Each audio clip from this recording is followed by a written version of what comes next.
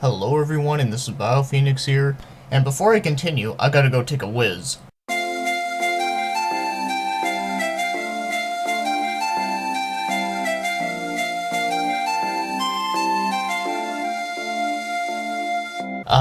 Don't you just love taking a whiz? Doesn't it just feel so good?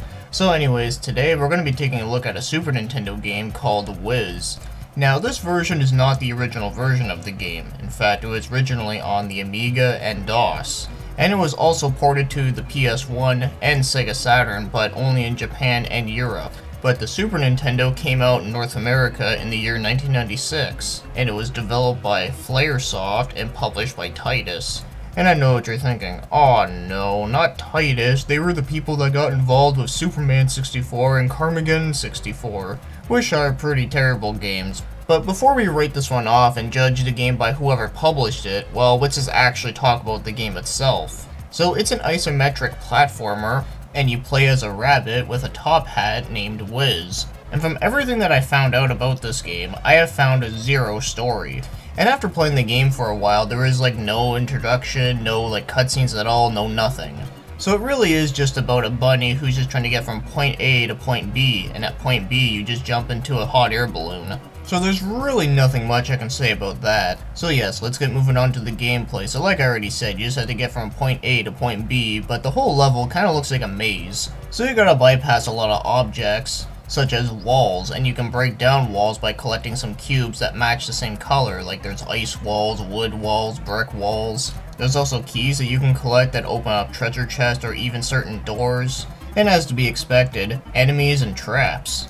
But there are extra stuff you can do within the levels, like pressing buttons to make rockets go flying, collecting flags, and trying to finish the level as fast as you can. And if you get enough points, you can get some extra lives. But one thing that is interesting is that this game does have some mini segments that do play differently, such as in the beach level when you go on a boat and you gotta avoid all the objects. So it's a pretty basic platformer that's done in an isometric view, which I will give him credit, that is pretty different. But you really want to do the levels as fast as you can because there is a time limit. And sometimes it feels like the time limit goes by a lot quicker than you think. But thankfully you can pick up some hourglasses that bring the time back up again. So with that being said, yes, this game is very easy to understand. So now let's take a look at the controls, and I have to say, they're not bad, but they definitely do take some time to get used to. So because this game is in an isometric view, moving around does take some time to get used to because of the way how it's viewed. Now the first time I was playing this game, I was sucking pretty bad because I wasn't used to it, but after a little while, I did get used to it. And the moving itself is very fast and can feel a little bit slippery at times, but it is fairly responsive. The jumping is easy and is also very responsive, and then of course the spin attack is also very responsive. But one complaint I do have is that there's no recovery time whenever you get hit. So as soon as you get hit once, they can pretty much like drain all your energy, and that does really suck. But you don't have to kill the enemies if you don't want to, since you are trying to complete the level as fast as you can, and sometimes just trying to kill an enemy can slow you down. But sometimes I like to kill them anyway because fuck them, they're assholes. So overall, I'd say the controls are not bad, but they do need a little bit of work. So now let's get moving on to the graphics, and I must say, the graphics in this game are pretty good. Now maybe for a late entry Super Nintendo game it's not the best looking, but everything is at least bright and colorful, and I do like that a lot. And some of the enemies are pretty funny looking, and I think the sprite for the main character Whizz is pretty nice and detailed.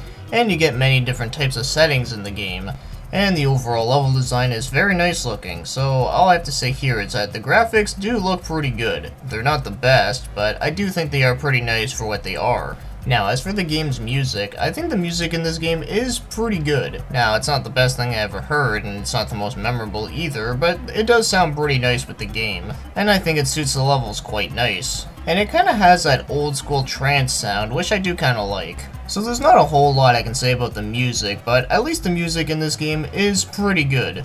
Now, if you want to buy this game, this is a game I've never seen in the wild before, but just from what I've looked up on prices, usually this game goes for about $15 to $20. Sometimes it can go a little bit less, but it really depends on the condition and such. but I will say the price for this is not too bad. It's just one of those games that I just never seen in the wild before, but it just happens to be pretty cheap. But thankfully, at least the game is pretty affordable. Now, I will say before I give away the scores that I haven't done a review this short in such a long time. Now, of course, there's nothing wrong with that, but I guess I just needed to do something much more simpler, considering the last two reviews were pretty damn huge. So anyways, as for the score, if I were to rate this game, I'm gonna have to give it a 6 out of 10. Personally, I think this is a pretty decently fun game. Now, of course, the game isn't amazing, or I wouldn't even say it's great, but I do think it is decent at best. And personally for me, I don't think there's anything wrong with decent at best. So I think my main issue with this game has to be that the control does take some time to get used to, and that enemies can drain your life. But other than that, I think this game is pretty decent. Sure, it's very flawed, but I would at least consider it to be a flawed gem, because this is a game I've never even heard of until somewhat recently, and I was curious to look into it, and of course, one of the first things was that Titus logo. So immediately, the first thing that came to my mind was, oh god, could this be like a really terrible game? But of course, after playing it after a while, I was like, you know what? This game actually ain't bad at all. Now, yes, it does have its issues, but with that being said, I did still somewhat enjoy it. And I can also say that this is the first game that Titus was somewhat involved with that I actually like. So as I already said, it's a decent flawed game. And now I'm not entirely sure how the other versions of the game play, but I'd be pretty curious to find out. So I don't know if I can say I would highly recommend this game, but I would say that if you do find it on the really cheap end, it's at least worth picking up and trying out. So that'll be the end of this review, so thanks for watching and commenting.